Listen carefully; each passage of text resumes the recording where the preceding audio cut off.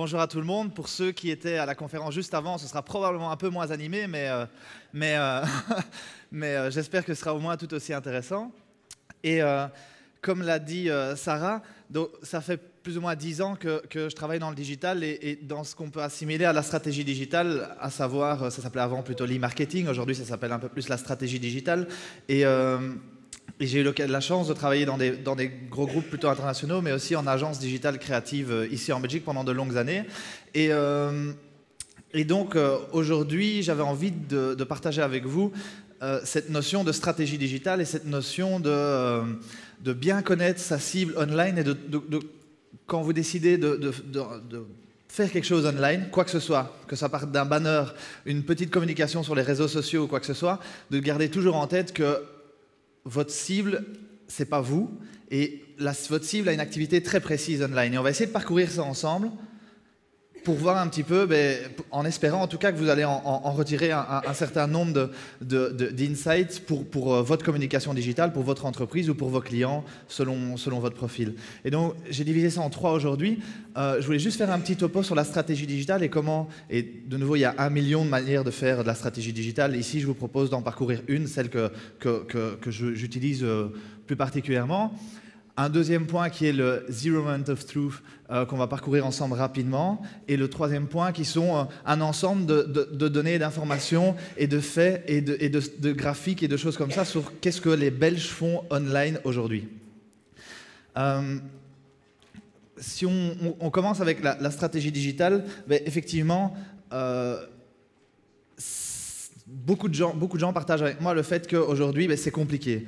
On ne sait pas exactement où on doit être, on ne sait pas exactement ce qu'on doit faire, on ne sait pas exactement par où commencer, où est-ce qu'on doit aller, quelle ampleur ça doit prendre par rapport à sa stratégie globale, à son marketing mix. Et donc, effectivement, aujourd'hui, la stratégie, la proposition que je vais vous faire aujourd'hui, elle n'est pas, c'est peut-être pas la meilleure, mais en tout cas, elle a le mérite d'exister. Et donc, j'ai appelé ça, et on appelle ça en général le digital footprint. Et avant de vous présenter ça, j'ai juste envie d'éclaircir et de vous expliquer ce que c'est la stratégie digitale, qu'est-ce que c'est le digital, le marketing digital. Et malheureusement, je n'ai pas trouvé une définition qui collait à tout le monde.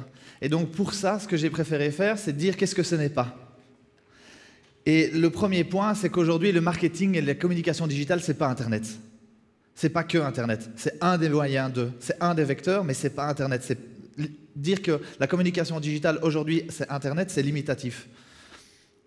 Le deuxième point, c'est que c'est une question de comportement et pas une question de technologie. C'est pas parce que demain on va rajouter un device, parce que demain la tablette est arrivée, demain on aura un nouveau support, que ça va chambouler complètement l'écosystème de la communication digitale. C'est un média, un vecteur complémentaire, mais c'est pas une question de technologie, c'est une question de comportement des utilisateurs. Et le troisième point, c'est que c'est une question de valeur et de storytelling et pas de fonctionnalité. C'est pas parce que Facebook rajoute une fonctionnalité de partage, c'est pas parce que Twitter rajoute une possibilité de faire de la publicité que ça va changer énormément le moyen de faire de la communication digitale. C'est principalement par rapport à ce que les gens y font. Et effectivement, si on rajoute un bouton partage, les gens vont un peu plus partager, mais fondamentalement, ça ne changera pas leur rapport à une plateforme de réseaux sociaux tels que Facebook, par exemple. Et donc, à ce sujet, la question est souvent de se dire, mais par où est-ce que je commence ? Je veux me lancer dans le digital, je veux l'intégrer dans mon marketing mix. Comment je fais ? Je me mets à un bureau et puis je me dis, j'ai les messages de ma marque, j'ai un certain nombre d'informations sur ma cible et je connais plus ou moins bien ce que font mes concurrents, proches ou éloignés. Et donc l'idée est de se dire, vous connaissez votre marque, vous connaissez la marque de vos clients, vous connaissez ses valeurs, vous connaissez son histoire. Si vous recoupez ça avec la cible, quelle est votre cible et qu'est-ce qu'elle fait online?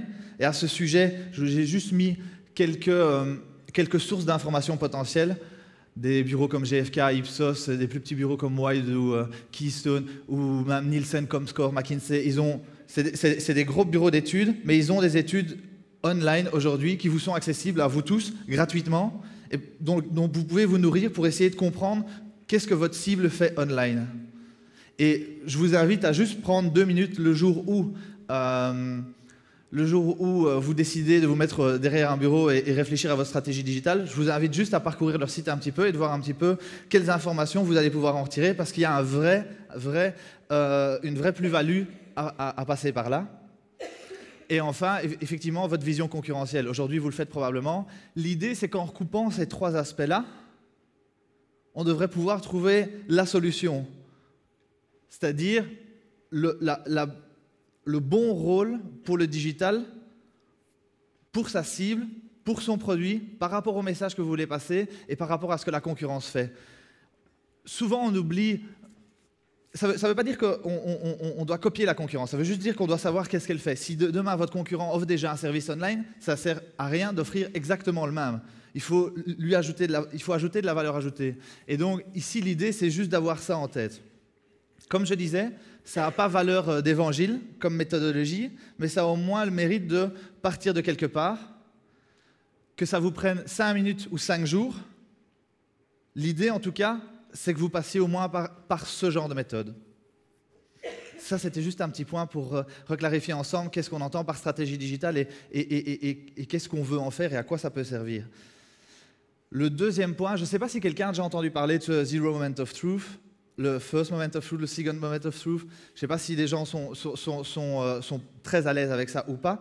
Je vais juste refaire un petit point là-dessus, parce que ça a le mérite d'exister depuis quelques années et ça a le mérite de mettre des mots sur ce qu'on a du mal à exprimer parfois dans le rôle du digital par rapport au marketing mix. Et donc, si je prends l'ancien type de communication, l'ancienne manière de communiquer auprès de sa cible, on avait un shopper, on avait un consommateur qui était exposé à un média de masse plus ou moins grand, que ce soit la télé, le magazine ou autre, et il allait en magasin pour acheter son produit. C'était, je vous parle il y a quelques années, attention, hein. C'était plus ou moins le chemin que suivait l'information et la communication. Aujourd'hui,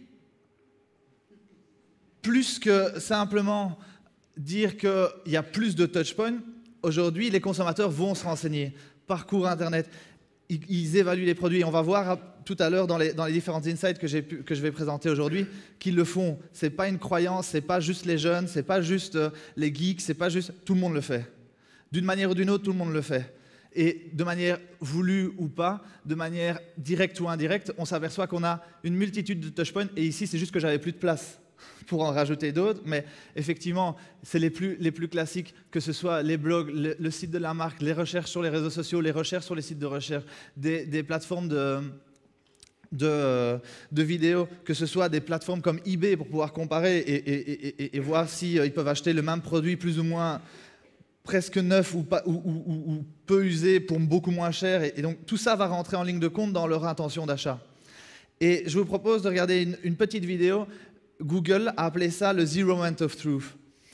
Et ils ont fait on va dire une grande étude pour concrétiser ça et le nourrir. Et ça va prendre 2 minutes et je pense que ce sera beaucoup plus clair pour vous.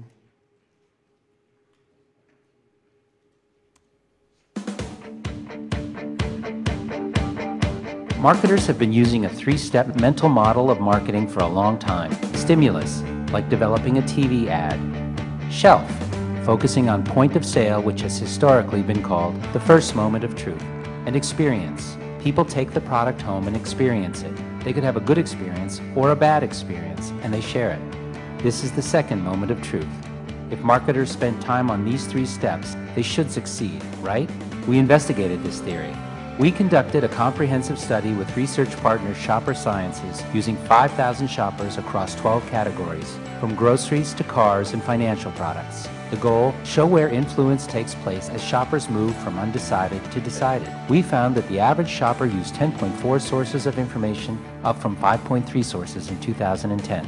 We asked shoppers what sources they used to make decisions, when they used it, and how influential is each source. When we lined up their responses, a 4th step appeared in the marketing mental model, the Zero Moment of Truth.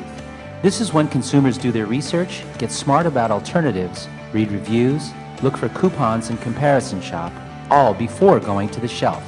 When we compare the steps, the Zero Moment of Truth pops up as highly relevant and influential. Consumers have changed the way they have approached decision making. As a marketer, have you kept up, or are you still using the old mental model? There's a new mental model now, and marketers that can now keep all these steps spinning gain a very competitive advantage in today's marketplace.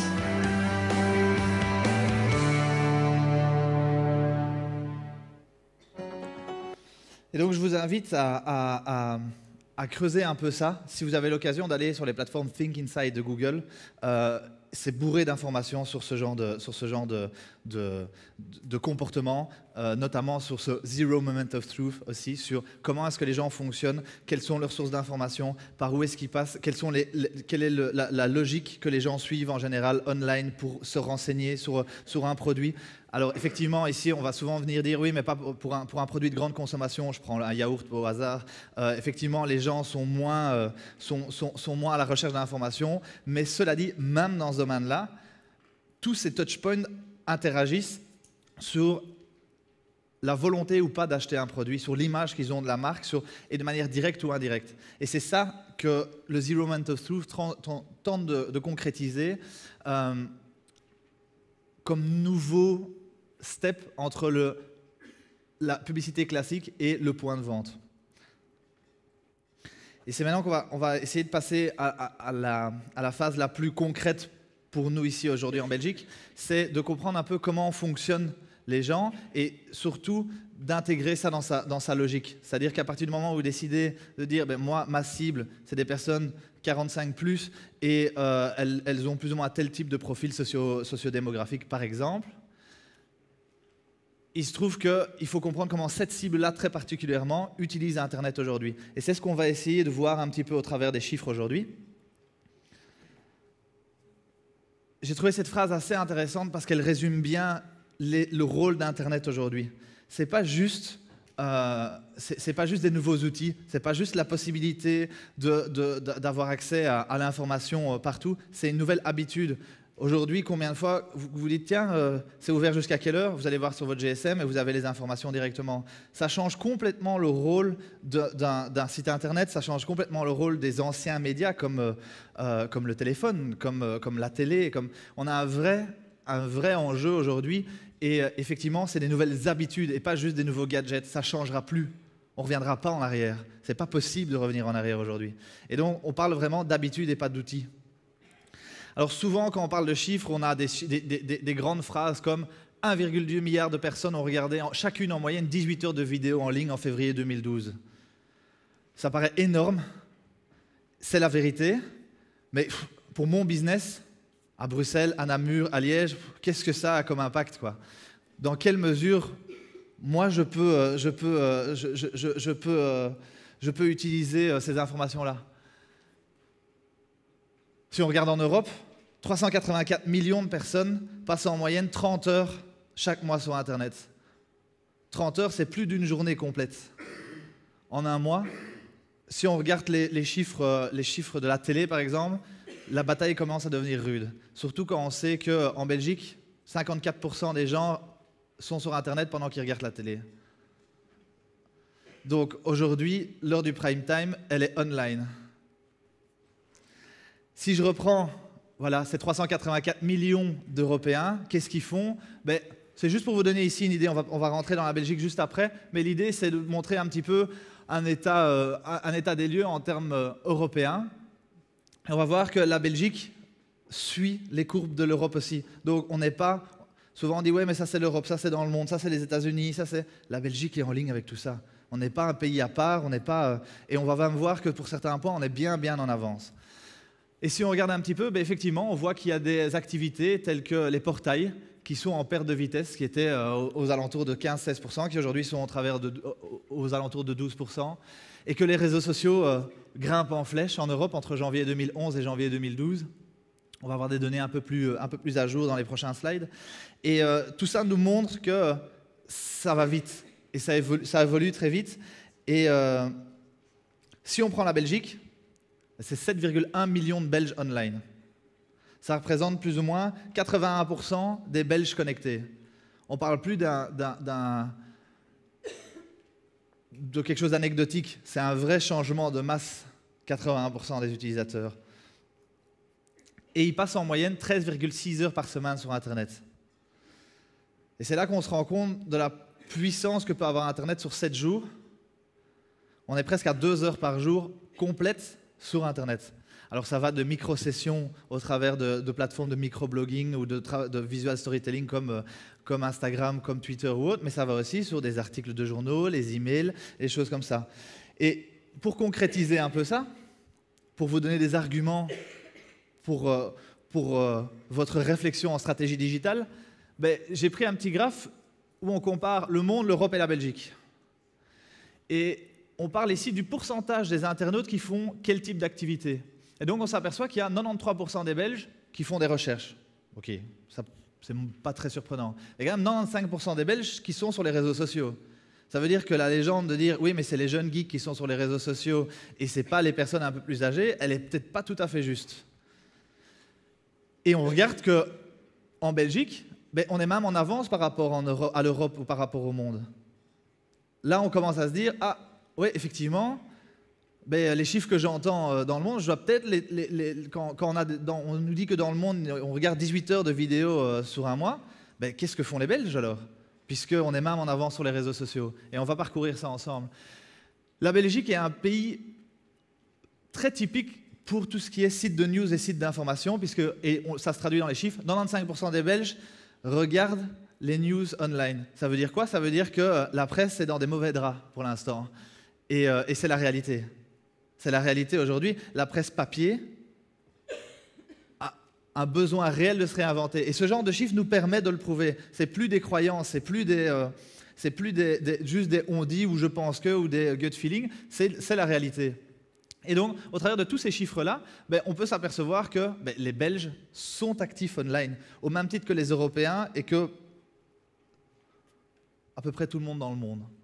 Et si on regarde un peu en Belgique, c'est le même graphe que pour les Européens là tout à l'heure, mais pour la Belgique. Et on s'aperçoit qu'on suit exactement les mêmes courbes. On s'aperçoit que ben, les réseaux sociaux évoluent entre juin 2011 et juin 2012, que les portails diminuent très fortement, que l'utilisation des emails diminue et que l'utilisation des messageries instantanées diminue aussi. Pourquoi? Parce qu'une plateforme comme Facebook, ben, aujourd'hui, a permis de combler ou de regrouper toutes ces utilisations sur une même plateforme. Et donc, ça commence à s'équilibrer. Et on va voir que ce n'est pas spécialement que les tout jeunes, donc les 15-25 ans, qui utilisent les réseaux sociaux, mais on parle ici aussi, si on regarde les 55+, ils passent quand même par mois 4 heures par mois sur les réseaux sociaux. Ce qui n'est pas rien, 4 heures par mois. Qu'est-ce qu'ils font d'autre pendant 4 heures? Ils regardent au moins la télé, mais ils ont d'autres activités. Mais 4 heures par mois, ça donne quand même une grande porte d'ouverture pour communiquer avec eux. Et quand on regarde, ben, effectivement, les jeunes passent plus ou moins 8,5 heures. Mais les 25-34, les 35-44 et les 45-54, ils passent en moyenne presque 6 heures par mois. Donc on n'est pas très loin des jeunes. Donc c'est aujourd'hui un phénomène qui touche tout le monde. Ce n'est pas juste un phénomène anecdotique dans lequel on dit ben, ce sont les jeunes qui sont sur le net et les personnes un peu plus âgées, elles n'utilisent pas trop ça. Si, ça a une vraie utilité pour eux aujourd'hui. Que ce soit rester en contact, on va voir quelles sont leurs activités exactes, mais on va voir qu'effectivement, elles ont une vraie utilité au quotidien. Alors la question qui se pose souvent, c'est de dire oui, mais c'est quelle plateforme sociale qui est utilisée? Et là, effectivement, comme on voit, Facebook est un peu en avance. Facebook, c'est un vrai phénomène de société. C'est un vrai phénomène partout dans le monde et pas mal en Belgique. Et effectivement, quand on regarde les autres réseaux sociaux derrière, ils semblent être un peu à la traîne. Mais ça se développe quand même. Plus 19, plus 18, plus 24%. Et alors derrière, on a le Google+, on n'avait pas d'informations à ce moment-là, on en a un peu plus aujourd'hui. Effectivement, derrière, il y en a quelques-uns qui souffrent un peu. Netlog, une ancienne plateforme, enfin une plateforme qui tourne toujours, mais qui est plus âgée que Facebook. C'était un Facebook avant l'heure, principalement pour les adolescents à l'époque. Des plateformes comme MySpace qui perdent beaucoup de vitesse, qui étaient plutôt spécialisées en musique, qui vient de se réinventer cette dernière année et qui commence à revenir un peu sur le devant de la scène. Et des plateformes comme Badoo ou autres. Par contre, on a des plateformes comme DeviantArt ou Tumblr qui sont toutes des plateformes de microblogging et qui prennent un peu de vigueur ces dernières années. Et donc, effectivement, quand on parle de est-ce que je dois être sur LinkedIn, est-ce que je dois être sur Twitter, est-ce que je dois... Ben ici, voilà, on a une idée de ce que ça représente. Le chiffre de Twitter, par exemple, est à prendre avec des pincettes puisqu'il y a une grosse différence entre le nombre d'inscrits et le nombre de personnes actives. Ça, aujourd'hui, on n'a pas de chiffre exact sur combien de personnes sont réellement actives sur Twitter. On a un chiffre sur le nombre d'inscrits qui ont renseigné un pays comme étant la Belgique, mais on n'a pas d'infos sur « ok, vous avez un compte et vous l'utilisez régulièrement ». Alors, un des gros phénomènes du net en Belgique, et on s'aperçoit qu'il y a un vrai gap par rapport à d'autres pays, c'est que le Belge parcourt les commentaires, parcourt les publications des marques, mais ne réagit pas trop. C'est pas quelqu'un qui, dès qu'on poste quelque chose, va venir réagir, commenter, argumenter, dialoguer. 65% des Belges regardent les communications des marques sur les réseaux sociaux, mais par contre, il n'y en a que 24% qui communiquent avec elles. Donc on est vraiment dans un phénomène aujourd'hui où les marques communiquent et elles ont l'impression que « oui, mais il n'y a personne qui répond, c'est les Belges ». C'est comme ça. Après, je peux encore commencer à dissocier entre le nord et le sud de la Belgique. Ici, on essaye de faire d'avoir une image de la Belgique. Et c'est intéressant comme phénomène parce que souvent, on commence une page Facebook et on se dit « oui, je vais avoir plein de commentaires, je vais avoir plein de likers, je fais un blog, je vais avoir plein de commentaires ». Et non. Mais ça ne veut pas dire que les gens ne sont pas intéressés. Ça veut dire que les gens n'ont pas dans leurs habitudes de venir communiquer avec les marques sur ces plateformes-là. Ça changera, ça évolue encore parce que 24%, c'est déjà pas mal. Pour la Belgique, mais ça évolue. Si on sort un peu des réseaux sociaux, ce qui est intéressant aussi, c'est de voir un peu quelles sont les autres plateformes que les gens utilisent. Ça fait beaucoup de chiffres, hein, mais j'essaye de vous nourrir d'informations, j'espère intéressantes, sur les habitudes des Belges. Et à ce sujet-là, on s'aperçoit qu'en termes de nombre de visiteurs, le premier site, c'est Google. Et on va voir que en termes de recherche, les Belges sont quand même en tête de liste en termes de nombre de recherches par mois. Et puis viennent les plateformes de Microsoft, à savoir Hotmail qui s'appelle Outlook maintenant et autres plateformes comme MSN. Et puis des plateformes comme Facebook. Ça, c'est en termes de nombre de visites. Par contre, si on regarde le temps passé sur les plateformes, là, c'est Facebook qui arrive en premier. C'est-à-dire que chaque session sur les sites de Facebook sont beaucoup plus longues que sur les sites de Microsoft ou sur les recherches. Ce qui semble logique, puisqu'a priori, il y a un site de recherche comme Google, on fait sa recherche, on passe 1 ou 2 pages maximum, et puis après, on va vers le site qui nous intéresse. Donc, ça semble assez logique.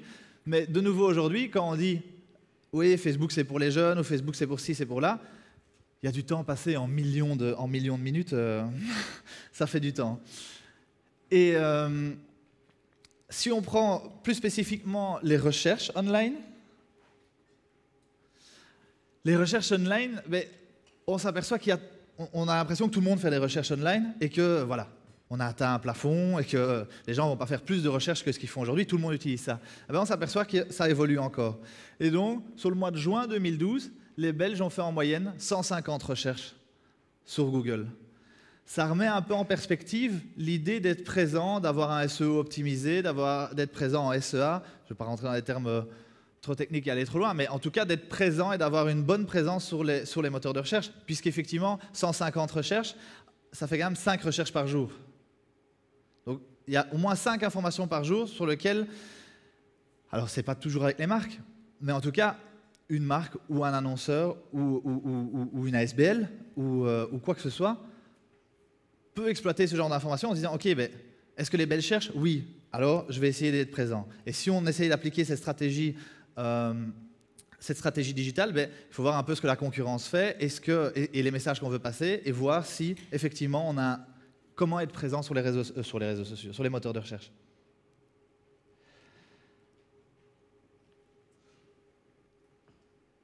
En ce qui concerne les outils utilisés pour aller sur le net, effectivement, le PC à la maison reste quand même l'outil principal pour aller surfer online. Et on voit ici que 97% des surfeurs utilisent leur PC à la maison pour aller online. Et le deuxième point, c'est évidemment les PC au bureau, assez classique. Puis le mobile. Et enfin, la tablette. Mais on s'aperçoit que la pénétration en Belgique pour la tablette est quand même relativement basse, puisqu'il n'y a que 5% des utilisateurs online qui aujourd'hui utilisent vraiment leur tablette pour aller online chaque mois. C'est, pour donner un rapport, c'est le même niveau que l'utilisation qui est faite aujourd'hui pour aller sur Internet au travers des consoles de jeux. Donc ça donne un espèce de niveau, un espèce de rapport par rapport à l'utilisation. Par contre, ce qui est intéressant de savoir, c'est qu'est-ce que les gens font en même temps qu'ils sont sur Internet. Alors, je disais là tantôt, 54% des Belges sont online pendant qu'ils regardent la TV. Ça remet un peu en cause le modèle du prime time dans lequel la publicité est regardée et suivie, dans lequel les gens, papa, maman et les 2 enfants sont assis devant la télé. Le nouveau modèle est plutôt papa sur le PC portable, maman sur la tablette, le fiston sur sa console, le PSP, et l'autre fiston sur un mobile. Occupé à faire d'autres choses, occupé parfois à interagir avec la télé. On prend des émissions comme The Voice, dans lesquelles le live tweet, le live coverage, donc c'est-à-dire le fait de dialoguer au sujet d'une émission avec les spectateurs au travers de plateformes comme Twitter, est très en vogue. Et on s'aperçoit que dans tous ceux qui utilisent, qui font autre chose pendant qu'ils sont sur le net, on regarde ce qu'ils font, il y a une partie qui écoute la radio, ça paraît assez logique, c'est des choses qui sont facilement combinables, mais il y en a quand même beaucoup qui regardent la télé en même temps. Et donc ici, ce qu'on voit ici, c'est qu'ils utilisent soit le PC, soit le mobile, soit la tablette, et que c'est vraiment la tablette qui arrive en tête. Donc c'est-à-dire que cette tablette aujourd'hui, si on se dit, tiens, est-ce que je dois faire une application pour des tablettes par exemple, quelle est l'utilisation que fait ma cible de cette tablette? Par exemple, elle est pas mal utilisée devant la télé. Ça remet ici en perspective l'idée de dire, tiens, si je fais une application pour une tablette, qu'est-ce que je peux offrir comme service pour ma cible qui sera devant sa télé, par exemple?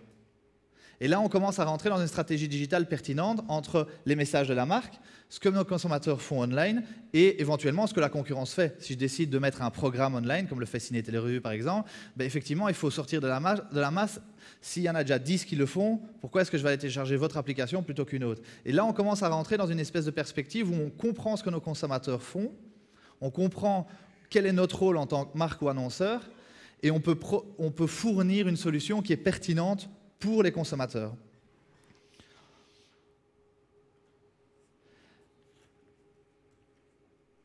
Je voulais juste partager un peu avec vous cette consumer journey. Donc, c'est-à-dire qu'aujourd'hui, les consommateurs, les internautes, ils sont connectés toute la journée. On parle de cette connexion permanente, que ce soit au travers du mobile, au travers du PC au bureau, que ce soit au travers du PC à la maison.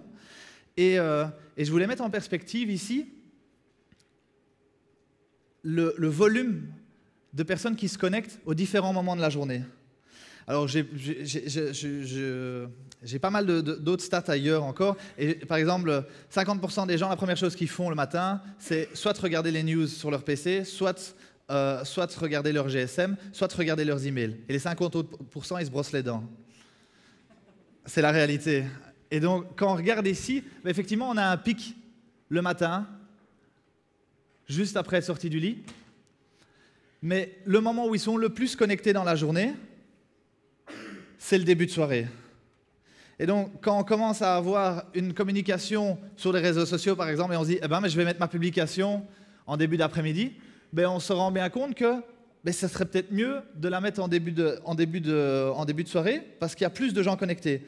Dans ma cible, est-ce que c'est le cas? Et là, on commence à vérifier, on se dit, OK, on commence à pouvoir mettre en perspective vraiment cette relation qu'a notre cible au digital et de savoir quand est-ce qu'on doit venir leur parler de quoi sans les déranger. Et à ce sujet-là, il y a un cabinet d'études qui s'appelle TNS, que vous connaissez sûrement au travers des élections et des choses comme ça. Ils font pas mal d'études à ce moment-là aussi. Et ils ont développé ce qu'ils ont appelé la TNS Digital Life. Sur base de cette vie digitale, ils ont essayé de sortir des clichés et de se dire, OK, effectivement, les personnes un peu plus âgées sont moins sur les réseaux sociaux, un petit peu moins. Les personnes plus jeunes ont une relation au digital qui est très spécifique. Est-ce qu'il y aurait moyen de classifier ça? Et c'est ce qu'ils ont essayé de faire au travers de la TNS Digital Life. Et je vais vous montrer une petite vidéo qui va résumer ça et on va le parcourir ensemble après.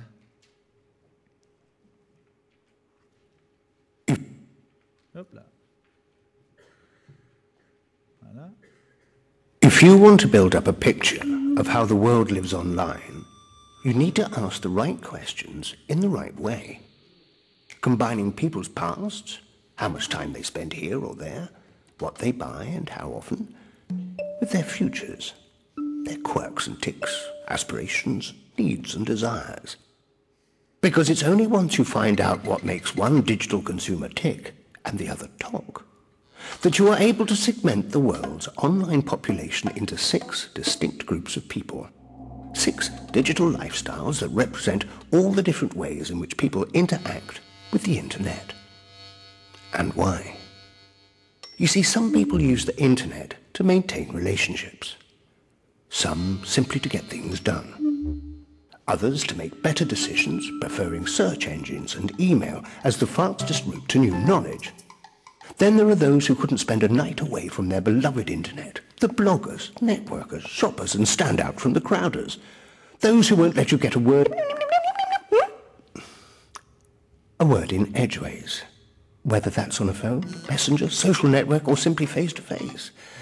And not forgetting all the people who, although new to the web, are more than ready to jump in with both feet or hands. After all, what really is the internet, other than the people who use it?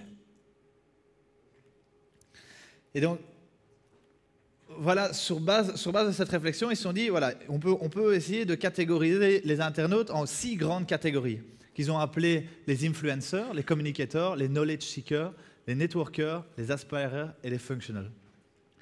Et ils ont essayé de se dire, ok, ben, chacun de ces profils-là a aujourd'hui déterminé quel est le rôle du digital dans leur vie. Ils ont décidé que ben, les influenceurs et les communicateurs, pour eux, Internet, c'est le centre de leur vie. Tout tourne autour d'Internet pour eux. À côté de ça, on a ce qu'on appelle les functionals, qui pour eux, Internet leur permet vraiment d'être plus productifs. C'est ce qui va leur permettre de trouver l'information quand ils ont besoin, échanger avec leurs proches, et c'est tout. Ils n'ont pas une vie online. Et pour ces différentes catégories, ils ont déterminé quel était le pourcentage de personnes qui, par exemple, utilisent Internet tous les jours. Et on s'aperçoit que, quel que soit le profil, ça va de 60 à 90%. Il y a quand même beaucoup de gens dans toutes les catégories qui utilisent Internet tous les jours. Même dans les functionals, qui sont, on va le voir, plutôt représentés chez des personnes un peu plus âgées, elles l'utilisent quand même tous les jours. Par contre, elles ne communiquent pas du tout avec les marques. C'est quelque chose qui ne les intéresse pas du tout. Internet n'est pas là pour communiquer avec les marques pour elles. Et ça, c'est très clair, c'est très prononcé, contrairement aux networkers ou aux influenceurs qui, eux, ont une vraie vie avec les marques. Là aussi, où ce grand mythe de dire « oui, mais si on met quelque chose sur Facebook ou online, les gens vont le relayer, ils vont en partager, ils vont aimer ça, ça va devenir nos ambassadeurs, ils vont en parler à tout le monde. » Ça, c'est aussi une croyance digitale. Et on s'aperçoit que ça dépend des profils. Effectivement, pour les communicateurs ou les influenceurs, oui, ils sont prêts à parler des marques online, mais par contre, les functionals, les networkers, quasi pas, et les aspirers et les knowledge seekers, pas vraiment non plus. Donc, on s'aperçoit que ça reste quand même une catégorie très petite de personnes qui sont prêtes à devenir ces ambassadeurs de marques online. Par contre, on s'aperçoit que l'utilisation d'Internet pour chercher des informations sur des produits, elle est répandue chez tout le monde. Et on va voir un peu en Belgique quelle est la proportion de ces différentes catégories. Et c'est là où on se rend compte que, effectivement, en moyenne belge, on a quand même beaucoup de functionals. On a quand même beaucoup de gens qui sont dans une démarche où Internet leur permet de se faciliter la vie, mais ils n'ont pas envie de communiquer avec les marques. Et là apparaît une certaine réalité. Mais par contre, si on regarde un petit peu à l'intérieur des différentes tranches d'âge, effectivement, c'est parce qu'on a un pays dans lequel on a beaucoup de personnes âgées. Et donc, effectivement, ça casse un peu le modèle de dire on a 70% des 55-65 qui ont ce profil functional, c'est-à-dire qui utilisent Internet au travers des mails, au travers des moteurs de recherche, point. Mais à côté de ça, on regarde effectivement, dans ces tranches-là, il y a aussi des geeks ou des nerds, ou on les appelle comme on veut, il y en a aussi dans les tranches d'âge un peu plus âgées. C'est pas réservé aux jeunes. Et encore, même dans les jeunes, on regarde qu'il y a quand même, dans les 21-24, il y a quand même 21% d'aspirers, c'est-à-dire des gens qui ont envie d'aller vers Internet, qui aimeraient bien être plus dedans, mais qui ne le sont pas. Et donc, ils se donnent une image d'eux, mais en fait, ils ne l'utilisent pas vraiment. Et c'est là où, grâce à ce genre d'informations, par rapport à sa cible, par rapport aux différentes informations qu'on a vues, par rapport à ce différent découpage, on peut essayer de trouver le bon moyen de communiquer. Et quand on parle de communiquer, ben on s'aperçoit ici, ils ont listé, au travers des différents profils, où est-ce qu'ils étaient prêts à voir des marques venir leur parler. Et là, c'est là où ça devient un petit peu problématique en Belgique, c'est qu'il y en a beaucoup de fonctionnels qui utilisent principalement les emails, les sites de news et les réseaux sociaux, mais ils ne veulent pas voir des marques venir les embêter là. Et donc, c'est là où on doit commencer à devenir créatif, parce que c'est clairement pas dans leur logique de répondre à un email de sollicitation de la part d'une marque. C'est clairement pas dans leur logique de s'inscrire à des newsletters et des choses comme ça. Mais pourtant, c'est le seul moyen qu'ils utilisent pour communiquer. Donc là, on rentre dans une logique où on se dit, OK, mais comment est-ce que je vais réussir à bien communiquer auprès de ma marque, puisque ma cible, si telle est votre cible, mais mieux vaut essayer de ne pas tout miser sur Internet, peut-être si votre cible c'est les 55+, effectivement, mais par contre, si on regarde un peu plus en détail la fiche d'un functional, ben, il regarde quand même des vidéos. Il utilise quand même un peu de streaming audio. Donc peut-être que là, plutôt que d'aller sur les réseaux sociaux ou de lui envoyer un mail, c'est peut-être là qu'il faut aller voir. Et on commence à rentrer dans une logique où on essaye de partir de sa cible et plus de partir de qu'est-ce que moi je pense que ma cible fait online. On part plus du gut feeling, mais on part de vrais faits. Et ici, on voit, je vais juste comparer la fiche des functionals avec la fiche des inspirers, et on voit que c'est complètement différent. En termes d'activité digitale, ben, ils ont des emails, ils utilisent principalement des adresses email, ils se renseignent par rapport à des sujets qui les intéressent. Et ils ont, par exemple, 80 personnes dans leur réseau sur les réseaux sociaux. Pourquoi 80 ? Parce qu'en fait, ils utilisent vraiment Internet et les réseaux sociaux pour se connecter aux personnes qu'ils connaissent. Qui, dans la salle, se retrouve dans ce profil-là, c'est-à-dire n'a dans ses contacts de réseaux sociaux que des gens de sa famille ou que des amis. Des personnes avec qui, voilà, ben, vous serez plutôt dans le profil functional. Je ne dis pas qu'il n'y a que ça, vous pourriez être dans Knowledge Seeker ou autre, mais c'est un des critères représentatifs de ce profil-là. Et donc, effectivement, essayer à tout prix d'avoir une page Facebook pour un produit qui vise les 55+, c'est peut-être pas la meilleure idée. Mais ça ne veut pas dire qu'il ne faut pas le faire, puisqu'il y a quand même des personnes dans cette tranche d'âge-là qui est présente sur les réseaux sociaux, mais il ne faut pas s'attendre à ce que vous ayez 50 000 personnes qui deviennent fans et qui partagent votre marque et deviennent des ambassadeurs. Si on regarde par exemple la fiche des inspirers, ben là on s'aperçoit qu'ils ont en moyenne 265, et ici on parle vraiment de la Belgique, hein, c'est que par rapport aux Belges. Ils ont en moyenne 265 fans, amis sur leurs réseaux sociaux, principalement Facebook bien évidemment. Activité principale, réseaux sociaux, regarder de la musique, regarder des vidéos et écouter de la musique. Et donc c'est là où on commence par exemple, qu'est-ce qu'ils utilisent comme device? Ben, principalement le PC à la maison. Et comme deuxième point, le PC au boulot, ce qui représente presque 80% de leur utilisation digitale.